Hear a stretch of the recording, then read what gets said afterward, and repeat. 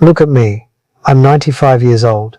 In the blink of an eye, a century has passed. People ask me for my secrets to a long life. But today, I want to tell you why I feel I wasted mine. I don't want your legacy to look like my regrets. Listen closely, because I'm running out of time, and you're running out of excuses. You're sitting there, scrolling, thinking you've got an infinite supply of tomorrows. You've got that business idea gathering dust in a notebook. You've got that person you want to call, but you're waiting for the right vibe. You think life is a movie where the music swells, and a giant green light flashes in the sky telling you to go. But let me tell you what actually happens. You wait. Look, I'm not going to sit here and beg you to hit that like button, or subscribe to this channel. I'm 95, I don't care about the numbers. If you found some value in my mistakes, do what you feel is right. But do me one favor, drop a comment below. Tell me what's actually going on in your life right now. Are you stuck? Are you running? I'm listening. Because sometimes, just being heard is where the healing starts. Stay real. You wait for the bank account to hit a certain number. You wait for the kids to grow up. You wait until you feel ready. And while you're waiting, the calendar pages are turning like a deck of cards in a magician's hand. Suddenly, you're 40, then 60. Then you're me, sitting in a chair that smells like medicine, wondering where the hell the sun went. Do you know what ready actually feels like? It feels like terror. It feels like your stomach is full of cold stones. If you're waiting to feel comfortable before you jump, you've already lost. Comfort is a coffin. I spent 40 goddamn years waiting for the perfect economic climate to start my own firm. I watched men with half my talent and twice the balls build empires while I was busy analyzing the risks. They didn't have a better plan. They just didn't have the patience to wait for a miracle. In this country, we're obsessed with the hustle, but we're even more obsessed with someday. Someday I'll travel. Someday I'll tell her how I feel. Someday I'll be happy. Someday is a graveyard where 99% of human potential is buried. You think you're being smart or cautious. You're not. You're just a coward wrapped in a suit of logic. I had a woman I loved in my 20s. I waited 3 years to propose because I wanted to buy the perfect house first. Guess what? By the time I had the keys to that house, she was wearing someone else's ring. I bought a house and filled it with silence. Stop looking at your watch. The clock isn't ticking, it's counting down. Every second you spend preparing is a second you're not living. You think the world cares about your grand plan? The world doesn't care. It'll keep spinning whether you're a king or a ghost. The only thing worse than failing is the realization at 95 that you never even stepped onto the field. You were just a spectator at your own funeral. Go ahead. Close this video. Go back to your planning. Go back to your waiting. But when you're lying where I am and the room gets cold, don't you dare act surprised. The perfect moment isn't coming to save you. It's not a train that stops at your station. It's a ghost that vanishes the moment you try to touch it. The only thing you truly own is the right now. And even as I said that, it's already gone. What are you going to do with the next one? Are you going to wait, or are you going to breathe fire into your life while your lungs still work? But let's say you do it. Let's say you find the guts to stop waiting and you actually start running. That's when the second trap snaps shut. Because once you start chasing that bag, you forget who you were supposed to be bringing it home to. I spent so much time building the perfect empire that I forgot I was the only one living in it. I won the race, but I came home to an empty house. Look at this watch. It's a Rolex, solid gold. It tells me exactly how much time I've lost, but it can't give me back a single second of it. I spent 40 years of my life being the first one in, last one out. I thought I was building a kingdom for my family. I thought I was being a provider. But standing here at 95, in a house that feels like a museum of things I don't need, I realized the most brutal truth of all. My children didn't want a provider. They wanted a father. And I was too busy being a success to be a dad. You're out there right now, aren't you? Grinding, chasing that promotion, checking your emails at the dinner table. You tell yourself, I'm doing this for them. You lie to your wife, you lie to your kids, but mostly, you lie to that face in the mirror. You think that another zero in the bank account will buy you a happily ever after. It won't. I made millions. I sat in boardrooms where my word was law. But do you know what those boardrooms smell like? They smell like stale coffee and loneliness. While I was busy conquering the world, my kids were growing up in the rearview mirror. I wasn't there for the first steps. I wasn't there for the broken hearts. I was at the office, and the office doesn't love you back. Do you know what happens when you prioritize your career over your connections? You become a stranger in your own home. I remember coming home late one night after another big deal and seeing my daughter asleep. I realized I didn't know what her favorite book was.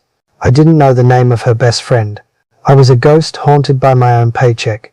You think you're winning because you have a corner office? You're losing? You're trading forever for temporary? When you're 95, the CEO of the company won't be sitting by your bed holding your hand. Your co-workers won't be remembering the way you laughed. They'll have replaced you before your obituary is even printed. Ask yourself this, and don't you dare look away. If you died tonight, who would cry? Your boss? Your clients? No. They'd post a job opening. The only people who would feel a hole in their universe are the ones you're currently ignoring because you're too busy. I see young men in America today wearing the grind like a badge of honor. Like a badge of honor. It's not a badge, it's a shackle. I have a mansion with 6 empty bedrooms. My son calls me once a month out of obligation, not love. That's the ROI, return on investment of my life. I invested in equity and I lost the empathy. Was it worth it? Every night as I stare at these cold walls, the answer screams back at me. No. Stop. Just stop. Put the phone down. Close the laptop. Go home. Don't just be there. Presence is not the same as proximity. Sit on the floor and play with your kids until your back hurts. Look your partner in the eyes and really listen to the words they aren't saying. Because one day, you'll be 95. You'll have all the money, all the titles, and all the success the world can offer. And you would give it all, every damn cent, just to go back to a Tuesday night in 2024 and choose a bedtime story over a business meeting. Don't build a life you have to escape from. Build a life you want to be present in. Before the only thing left of you is a name on a plaque and a family that barely remembers your voice. Loneliness is a heavy ghost, but there's a pain even worse than an empty house. It's the pain of a body that's finally decided to quit on you. See, I climbed that corporate ladder with everything I had, thinking I was invincible. But I didn't realize that the ladder was resting on a foundation of glass, my own health. And by the time I reached the top, the glass didn't just crack. It shattered into a million pieces. Listen to that sound. That's the sound of a machine that's failing. Every morning, I swallow 12 different pills just to keep the lights on. I look in the mirror and I don't see a man. I see a repair job that's out of warranty. I spent my 30s and 40s laughing at sleep. I treated my body like a rental car, driving it into the ground, fueling it with caffeine and garbage, pushing the needle into the red zone every single night. I thought I was hardcore. I thought I was productive. But standing here at 95, I realized the most terrifying truth of all. Your body is the only house you'll ever truly live in, and I burned mine down while I was still inside it. You with the energy, the late night pizza, and the I'll work out tomorrow attitude. You think you're invincible. You think your joints will always be silent and your breath will always be deep. You're wrong. Dead wrong. Your body is keeping a ledger, and it's a ruthless accountant. Every night you skip sleep to grind. Every meal you shove down your throat standing up. Every ounce of stress you let rot in your gut. It's all being recorded. There is no delete button. I made millions of dollars, but do you know what I can't buy? A single deep, painless breath. I'd trade my entire stock portfolio for 10 minutes of the energy you're wasting right now watching this. In America, we call it the hustle. I call it slow motion suicide. I watched my friends die in their 50s from hearts that just gave up. I watched men who were giants in the boardroom wither away in hospital beds, hooked up to tubes, staring at white ceilings. When the doctor tells you it's stage 4, or your arteries are clogged, all your ambitions, all your big plans, and all your bank accounts become meaningless. You become a prisoner in a cage made of your own flesh. I'm 95, and I spend my days counting my heartbeats, wondering which one will be the last. Is that the success you're chasing? A life where your only hobby is managing your pain? Stop lying to yourself. You're not too busy to take care of yourself. You're just arrogant. You think you can apologize to your heart later. You think you can fix your spine when you're retired. But later is a ghost. I have friends who retired at 65 with everything they ever wanted, only to spend their retirement in a wheelchair, looking out the window at a world they can no longer touch. They have the money for the cruise, but they don't have the legs to walk the deck. Wealth without health is just a very expensive way to be miserable. Look at your hands. Feel your heart beating right now. That is a miracle that you are currently sabotaging. If you don't make time for your wellness, you will be forced to make time for your illness. There is no middle ground. Go for the walk, drink the water, sleep like your life depends on it, because it does. Don't wait until the check engine light comes on to start caring, because by then the engine might already be melted. I'm 95 and I'm telling you, the greatest wealth is not in your wallet, it's in your lungs and your blood. Don't spend your youth destroying your health just to spend your health trying to buy back your youth. It's a trade you will lose every single time.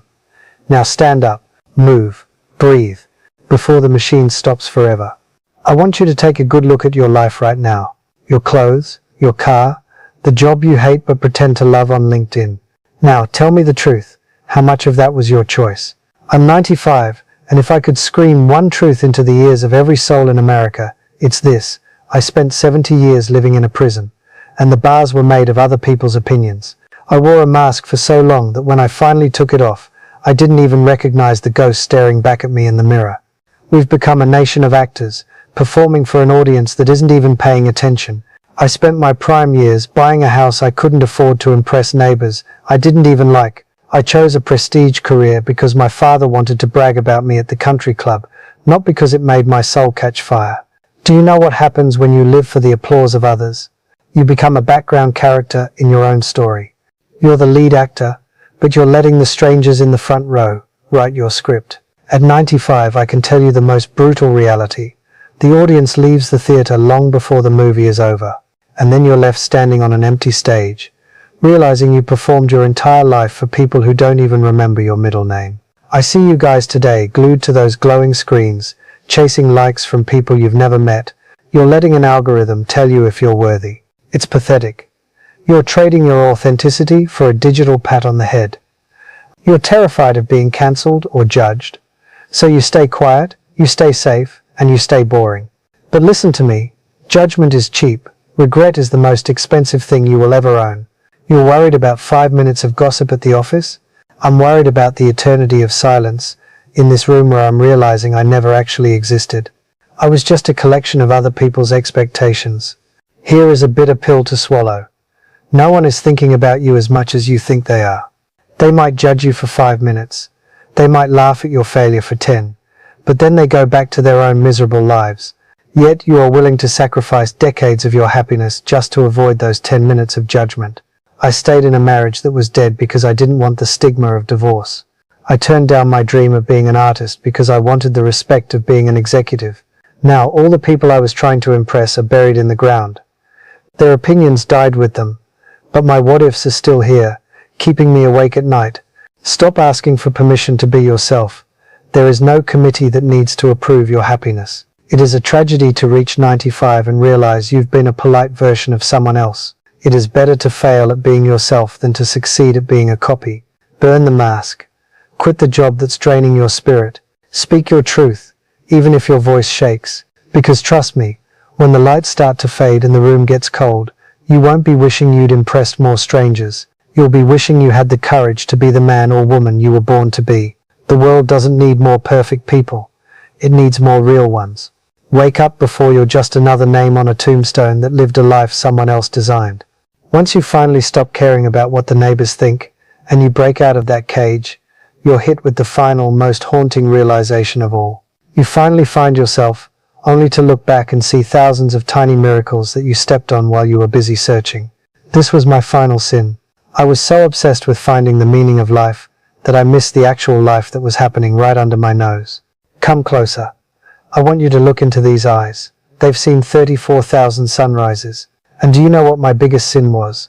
I never truly saw a single one of them. I was always looking past them. I spent 95 years chasing a ghost called more. I thought I was hungry for success, but I was actually just starving for a now that I kept pushing into tomorrow. I'm 95, and I've realized I didn't live a life. I just survived a series of nexts. You're doing it right now. I know you are. You're watching this, thinking about the next thing on your to-do list, the next paycheck, the next car, the next weekend. You've convinced yourself that happiness is a destination, a city you'll arrive at once you've made it. But let me tell you something from the finish line. Happiness is not a place. It's the vibration of the air you're breathing right this second. I spent my 40s miserable because I didn't have the house I wanted. Then I got the house, And I was miserable because I didn't have the right furniture. I was always one next away from being happy. It's like running toward the horizon. You can run until your lungs burst, but the horizon stays just as far away. I had a wife who loved me, truly loved me. She used to make me coffee every morning and just sit there waiting for me to look at her. But I was always on my phone. I was always in a meeting in my head. I was physically present, but spiritually absent. Now, she's been gone for 20 years, and I would give all my millions just to smell that coffee and see her smile one more time. I miss the miracles because I was looking for milestones. I miss the magic because I was busy measuring my metrics. Don't be like me. Don't wait until the people you love are photographs on a mantelpiece to realize they were the only things that mattered. Listen to me carefully. The world is going to try to sell you dissatisfaction. It's $1 billion industry.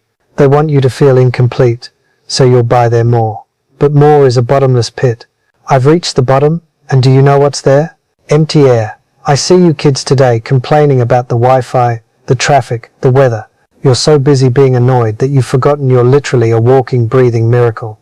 You have 2020's vision, and you're using it to look at ideal lives on Instagram. You have ears that can hear music, but you use them to listen to hustle porn and self-help gurus telling you you're not enough. You are already enough. You just haven't stopped long enough to notice. My time is up.